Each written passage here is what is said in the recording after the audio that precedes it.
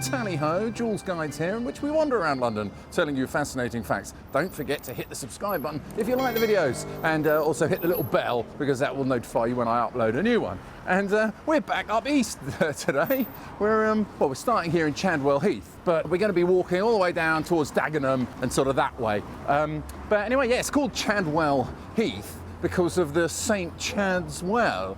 Local legend says that St. Chad blessed these waters at the St. Chad's Well down there near Billet Road, and around 1086 it was recorded as Chedawella or Cordawell or something, which means cold spring in Old English or Saxon or something. Anyway, look, who cares? Look, the Eva Hart pub. Eva Hart was one of the last survivors of the Titanic. She was a little girl when she was on the Titanic, and she lived in Japan Road, just around the corner here. She died in 1996, and they've renamed this pub after her. It's rather sad, actually. They weren't even supposed to get on the Titanic. They were supposed to get onto the SS Philadelphia. But then there was this coal strike, and they ended up getting transferred to the Titanic. The last thing that she remembers her dad saying to her, he put her into the lifeboat and he said, "Hold your mummy's hand and be a good girl." And they actually used that line in the film Titanic. They lifted that straight from her interview. So now they've named this lovely pub after her. Simon, do you notice anything about this pub outside it? Let's cross the road. Yeah, I do see Mind out this. Something erect. Come on, that's a stink pipe, ain't it, Simon? It's a beauty as well, Yeah, it's isn't very it? beautiful, actually. Let's call a stink pipe Come beautiful. on! But For viewers who have not bought my amazing book, Jules Guides Rather Splendid London Walks, available in all bookshops, stink pipes, they usually carry the fumes up from the sewers to stop the sewers exploding. So, I mean, I suspect that must be Victorian. I mean, unless I'm mistaken, don't write in. Come on, look, we're going that way. Let's go. I am the wicked lady, so they say I am. But I only fell in love with the wrong kind of man. Can you understand? I held my heart to That high road over there, which we're not going down, is full of these funny shaped lampposts. Well, actually, that road was the road to London. It went from London to Colchester, so really quite an ancient street, even though this area back like in the 16th, 15th century, it was just full of farmers living in log cabins. But these lampposts, my theory is that it's a reference to the whalebone. There's a street over there called Whalebone Lane or Whalebone Road or something, and whales used to wash up quite a lot in the Thames at the end there, down the bottom, south of here. And they had a pair of these whale bones outside the Valence House Museum, where we shall be visiting soon. But do you remember when in the Barnet video, Simon, we saw yes. There was another place with whale bones. They're shaped Yeah. a bit like that. yeah, and I think you're right. I think it probably is.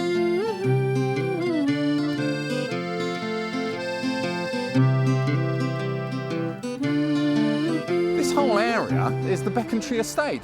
And people sometimes say, "Oh, I live on the Becontree Estate," and the impression people get is, "Oh, it's some horrible estate." But look, the houses are pretty nice.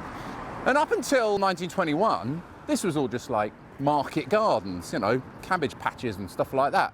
And then the London County Council got permission to build 27,000 homes around here, which was outside London actually at the time. But because of the Housing Act of 1919, they said, yeah, you can go ahead and just rehouse all these people who had lost their places because of the slum clearance in the East End of London. And they built all these amazing houses. And people were very pleased because they had an indoor toilet instead of having to go to the outdoor one. I much prefer those outdoor ones, don't you, Simon? Yeah, it keeps the smell away. Yeah, doesn't it? oh, I It don't keeps the like smell away. those horrible, unhygienic indoor toilets that everyone's got. Ugh. Anyway, what's amazing is you see this central reservation, this sort of green patch leading all the way down here. That's where they had the Becontree Railway.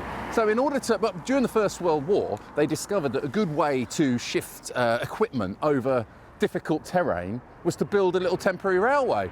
So from about 1921 to 1934, they had a railway going here all the way down to the river at the end, and they brought all the stuff off the barges on the river and brought it up to build all these houses.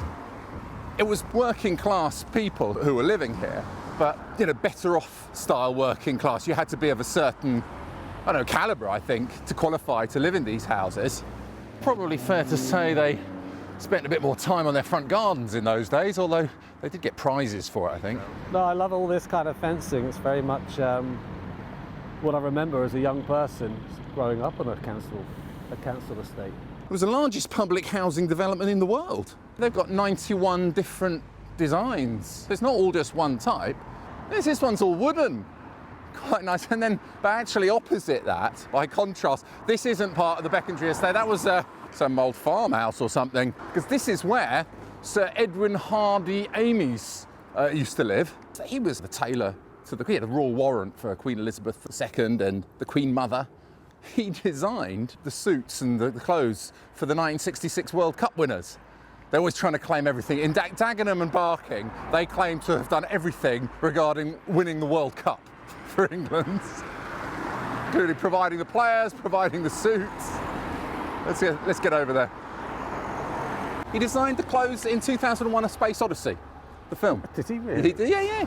2003. Look at that. Dressmaker of the Queen lived here. But after that, it became a bit dilapidated. They didn't know what to do with it. So now, if you have some sort of vision for a community project that people can benefit from in the area, they'll let you stay here for 6 months and work on it.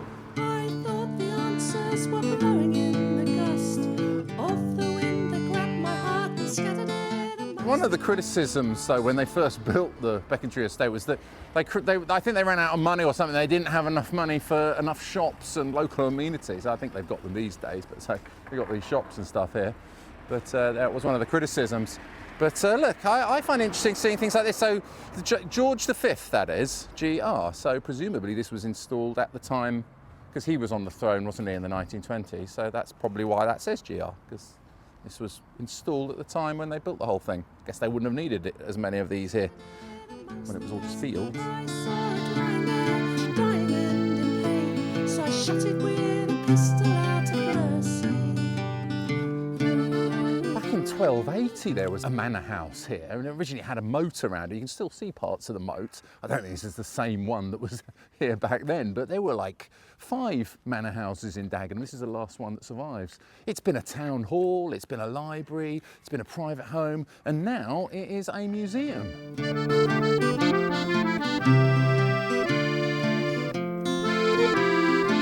We have archived documents that take the history of the house and a house being on this site back to the mid-1200s. Who's this chap?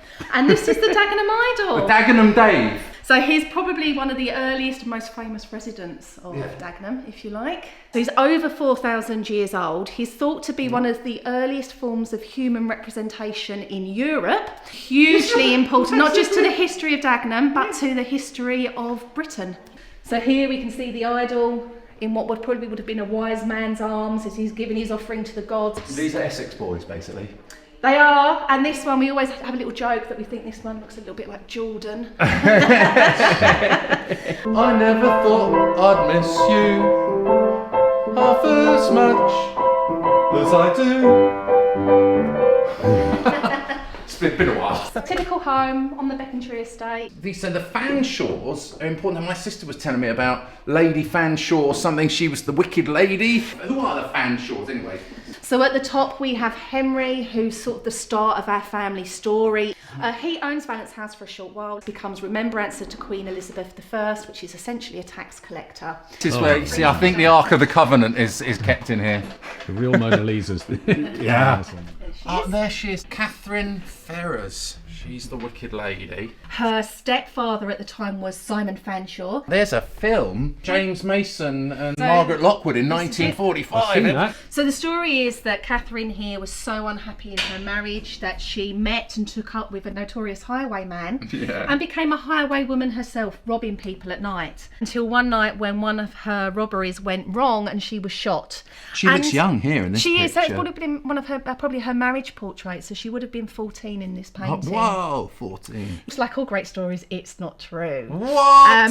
But then she disappears from record and we don't know much about her. Because she was a highwaywoman. In the Honestly. year 1634 I was a babe when God decided that this child would grow up with such a She's a bit stern, isn't she? You wouldn't blame her if you knew her life story. She wrote her memoirs. The account of life during the English Civil War by Lady Anne Fanshawe is one of the greatest accounts of life during that period. And that's available. I can just go and buy You can buy that. You can go in the on shops. to any online bookshop. She recalls how on one of their boat trips they were attacked by pirates, and she actually paid a cabin boy to give her his clothes so that she could dress as a man and face the pirates beside her husband, because she didn't want them to die apart. And that's in that book. That's in that book.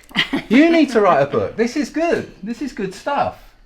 So I haven't mentioned one of the most famous things about Dagenham, which is the Ford car factory down near the river. Yeah. But I did mention it in the barking video, so don't forget to watch the barking video. But this is from Ford, right? These were some of the items that they managed to salvage from the derelict building. A highwayman was she. And over here is the archives. Hopefully we'll be able to go and see Councillor Darren Rodwell from the barking video. Might be inside. So here are some really great photos. You've been to our civic buildings. Yeah. Here's our Dagenham Girl Pipers, who we're very proud of, in the village there. And again, you can see these are photos. Now, we have the biggest collection of photos of a place of any London borough, because we actually had a paid photographer for about 40 odd years, and he would just go around taking photos of the place. In fact, Billy Bragg spent hours here researching his own family. Look, that's the book I had. This is how I learnt to play the guitar. Back to basics. It had, now, unless I'm mistaken, this should have in the back a little. It does. It's got the little kind of plastic disc thing that you played on your record player. How to play in a day the Billy Bragg way. And that was it. Here's the Bard of Barking. Oh, Steve Davis, Romford boy. Have you ever heard of this? The banjo? Yes. Who's it by? Elaine No. Spires. Yeah, it was a very good author, by the way, a local person. Banjo is unique to Barking and Dagenham. In fact, to the Becontree estate. Anywhere else, you'd be calling it a cul-de-sac. Because we're proper working class, we called it a banjo. What, the cul-de-sac is called a banjo? Yes, only in Dagenham. So if you think about it, it's a long, straight, narrow bit, then it pans out. Well, working class people didn't play guitars, they were too expensive. They would play the banjo, wouldn't they? And that's why it's called a banjo.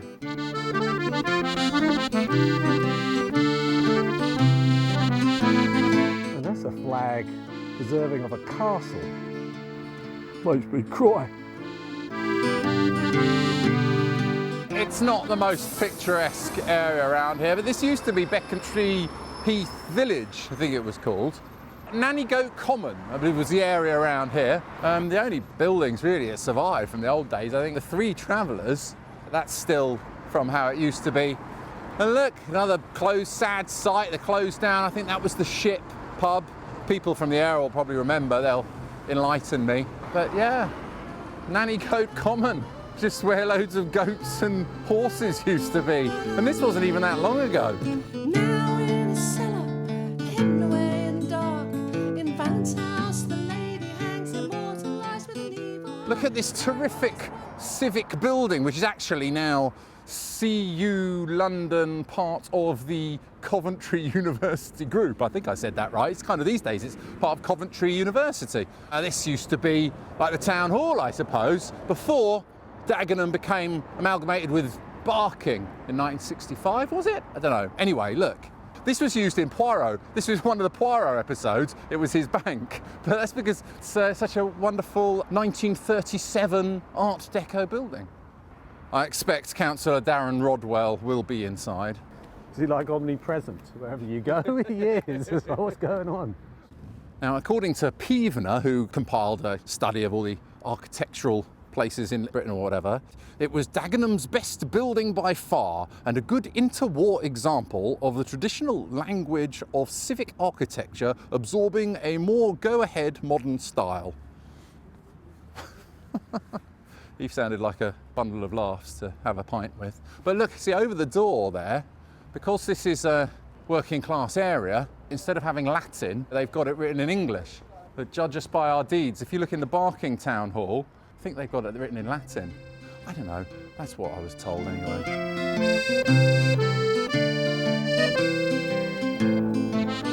It's not bad, is it? It would inspire you, wouldn't it? So this is the old chamber, And the councillors would sit round there, and we've still got some of the old desks that used to be in here, and the public would be up there. But now students can sit around here, can't Now they? students, this is the reading room. That's fantastic. So much nicer than the universities in central London. Oh, there's been a few things in here, haven't there? Keith Lemon was here. Jude Law. And what, Donald Trump, what was that for? Oh, that was for something Netflix. On Netflix, this is Donald Trump's office. Am I allowed to sit in this chair? You are. But you know what I wish I could convey through the medium of video is the smell in here. Yes. You know, how would you describe that? It's just... Yeah, there's a room down Leather. there. It used to be the committee room. It really smells of cigars in there. Oh, really? Yeah, not so much Probably- now they've repainted it. What, but there's a they- faint trace in here, might be right? there. I think so. This Like is a bank manager or something. Oh, there, do you remember those? So that would be 1937. Yeah, look at Look at all that empty space, look. And that's here. And when my dad was young, because coming out to Dagenham was like how we would go out into the country today. And it was all full of pea fields. They used to go Wow. pea picking and things like that for the day. The corridors are all long. They did it like that so that if ever there was another war, because it was built in between the wars, they could quickly turn this into a hospital. To get it through planning, it is alleged that every resident who lived here, who had the ability to vote on it, got given a pencil. That would be given to their children, because children learning to read and write. And everyone got given a ticket to this newfangled invention called cinema. We're not allowed to do it today in planning. Today it's got to be purely by the rules. So But basically they bribed everyone with the cinema ticket. I would say they encouraged people that saying change needed to happen in the borough, and you had the Becontree estate just being built, all this industry happening and this gorgeous building. We went from a place of about 2,000 population as an area to 100,000 in 10 So years. basically they used the pencil to tick vote yes.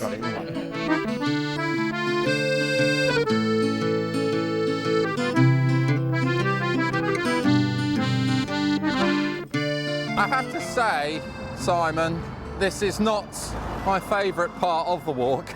It's all industrial around here. It's not the most pleasant walk along this street. What are we on? Rainham Road North or something? Anyway, this is where all the industry is. I mean, over there used to be the Eveready factory. Do you remember Eveready batteries? Oh, yes. And that's why they call this, because of all the industry, they call it the 15-minute neighbourhood. The idea was that you could get all within 15 minutes, all the amenities, all the things you needed. You could also get to the city in 15 minutes, the M25 in 15 minutes. But you see behind now, I think it was like roughly behind here, where you get your Savaloys. Like, this is a Bonians, they're the ones who make British sausages and Savaloys. Behind there is where the Sterling machine gun factory used to be. Sterling machine guns, I think they were phased in after World War II to replace the Sten gun. It's like a submachine gun. In the Korean War they used them, and the Falklands War as well, I believe they were still using them. Anyway, they went out of business, and then George Lucas came along and he bought up all the old Sterling machine guns, these submachine guns, and he put a sight on top of it, he adapted it somehow, and then those are the guns that the stormtroopers use in Return of the Jedi. The lady hangs immortalised with an evil heart. But I was once as rich as Henry Ford and famous as the Red Bridge Invincible. Dagenham and Redbridge, home of the mighty Daggers. Established in 1881. Now, before that, 1863 or so, they introduced rules to make football a little bit more becoming for ladies, like to prevent violence on the pitch, so it was a bit easier. And women used to play quite a lot in those days. And the golden age of women's football was in the 1920s. So in 1917, there was this Munition Workers' Cup that they introduced up north. But the munition workers here, they were called the Sterling Ladies, used to play here, otherwise known as the Dagenham Invincibles. Now, they were the precursor, I suppose, to the West Ham ladies team that play here now. One season, they played 36 games. They lost none of them, they drew 2, so that's why they were called the Invincibles. After a while, gentlemen frowned upon women playing this game. I think the ladies say that it's because they were jealous of the amount of people who were coming to watch their games, because they were very popular. And so between about 1921 and 1970, women's football was banned. They actually banned women from playing football. It's only in 1970 that people started playing again.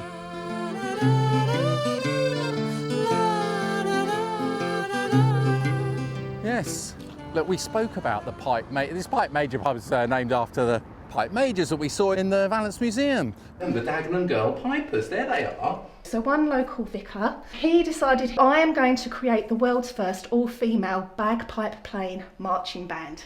Pipe major is the leader of the band, and the first female pipe major was Peggy Iris. We have a recording of Peggy Iris playing the bagpipes when she was in her 90s. The Girl Pipers very quickly rose to world fame and they travelled all over the world. Hitler was actually a great fan. Yeah, Hitler said, well, wish we had a band like that. Yeah. Yeah. Keep your hands off our pipers, Adolf. But just if you turn left there, you'll come to this big kind of building site. Well, by the time you come here, it might be completely different because they're building film studios and stuff. They've already got some film studios down here, but this is where the May and Baker chemical factory used to be. In the 1930s, they started doing pharmaceuticals as well. I think it was a drug for angina or pneumonia or something. Anyway, they discovered this thing called sulfapriodine, which was a drug that saved Churchill's life. Look at this, letters from him. He wrote to them. He said, this admirable M&B, May and Baker, from which I did not suffer any inconvenience, was used at the earliest moment, and after a week's fever, the intruders were repulsed. They're redeveloping the whole area over there, but the only bit that survives, I think, unless I'm mistaken, is this listed building here with this really beautiful roof here. So I think this was the canteen for the people from the May and Bakers. These days, this is Digital Dagenham. They're setting up big film studios here, and I think they already filmed a film here. They did some of the Avengers films. Doctor Strange has been here. But we're going inside this building, Pearl, which is quite extraordinary. They can recreate any environment in, I think, the world, maybe the universe. We're going to find out, aren't we? Let's do it. Stand on the green stuff. Tell me if you notice any difference. You're on an experiment. This is actually an experiment. So what this does is, as it says there, it's a personal environment activity research laboratory. So from the e-scooter being designed through to understanding how people with autism have to go to supermarkets, up to travelling to Mars. So they're going to do a piece of work where they're going to work on how the brain gets affected travelling to Mars for 3 months in this building. Hello. Lovely to meet Lovely you. to meet you too. Oh. Basically, you can see here what is our vision. Are your and what aims is to study the interactions between people and environment in a more holistic manner? Can you tell us a word about the experiment, this specific experiment? This is about looking at the official guidelines for setting out bus stop bypasses and bus stop borders, looking at shared routes, pedestrian cycle lanes, working out if they work. What else can you do in here? I mean, it's a big space. We've had talk about working on space shuttles, submarines. We've made supermarkets here before. Exactly. And we have a total control of lighting, sound, smell. Our lighting is able to reach the spectrum from infrared to ultraviolet. Each one of these blocks can move independently, but as well as a set. And we can put here whatever surface we want. Grass, gravel, anything we want. Yeah.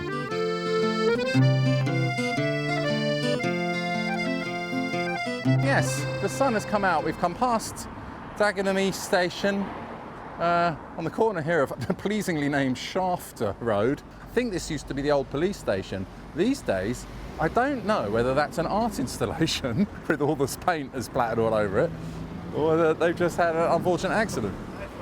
Hey there, nice to meet you. Look at that though, look, that looks like my brother's been living there or something. Incredible.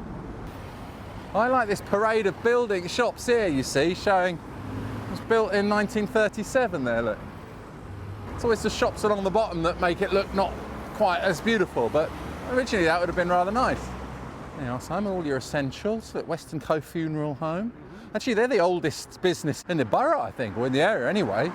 They've been here for donkey's years, although they weren't always funeral directors or whatever, they were builders. But then I suppose they realised that there was more money to be made organising funerals. You got that, you got your bereavement centre next door, and then you got your flowers next to that, you see. So everything you need for your funeral. It's nice and cheerful, isn't it? Actually, just down here afterwards, on the right, can you see okay here? Because this is where you used to go and get your coal. In the old days, I mean, not even that long ago. It's the second lot of flats. That used to be the coal yard. That's where you used to go and acquire coal. In your day, you had a little coal thing. Yeah, everything was coal here. Or we used to get the wood from the Thames. I was quite surprised to hear that he got his coal when he was young, because, you know, I didn't think they still did it, but apparently they did. Of the old museum, a true heart is beating in Dagenham. Oh, oh, oh. Rodwell Place is actually named after Darren Rodwell. He's got a street named after him. Isn't that amazing? George built these houses here, and he knows how much I love this area, so he named the street after me, That's so nice. which is really lovely. There's been a church there since like 13th century or so. 12th century, 14th century, 17th century. Did you say you're from here? Yes. Yeah. So my first home was in the village here with my nan, an old Victorian house which got knocked down as part of the regeneration. This was the original heart of the village. All the buildings here were here for around 400 to 500 years, and then what the Germans didn't bomb for us, LSD and local planning did in. So they decided to knock down all the history of the village. Hello. Tap, pip, pip. Yeah, sure. See, you're well known in Barking and Dagenham. Take a photo, please. Yeah, of course I can. Well, you're very, very smart. I'll go to a funeral. Oh, Yeah, cool. that's the only reason why we ever put suits on in Dagenham. This had 500 years worth of history, old buildings. It was a very quaint village scene, but they knocked it all down. What we're trying to do now is bring back some of that whilst using these as absolute anchors. Look, this used to be a bank here, and when I was young, one of the first things I recorded off Top of the Pops on my VHS was that Doctor Who. Doctor Who, Doctor Who. It was like by Doctor Who and the Time Lords, and it was recorded in there. Would you believe it? You've got to sing the whole thing. Doctor Who. The Dagenham East TARDIS. Village. Who in the middle, don't you? I'm not doing it. Come on. This is beautiful. Look at that. Sort of 17th century vicarage there. I remember this being the vicarage. I used to come into that side gate there to go and do my choir, and I used to be in the belfry to do the Sunday school, and I got married there as well. I'm a product of the place, and I'm so proud of the place and the people in it. So, in Barking, home of equality, women led the world. In Dagenham, we have Lord Denman, who lived in Parslow's Manor House, whose wife and granddaughter is buried in here.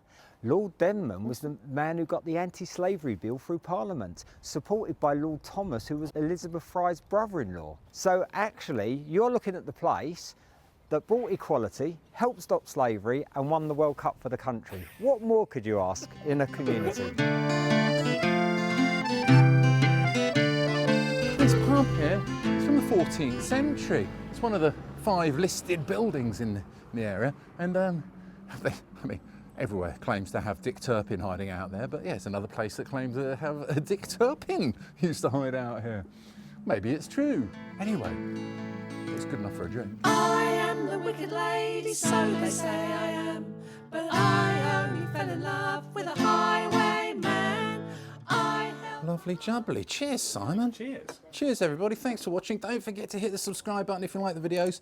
And you can go over to my website, julesguides.com, where you can even buy some tasteful Jules Guides merchandise, which I think is very highly recommended. But yeah, above all, don't forget to come down and have a lovely time in Dagenham and visit the Cross Keys. See you next time. I saw it lying there, dying and in pain. So I shot it with a pistol out of mercy.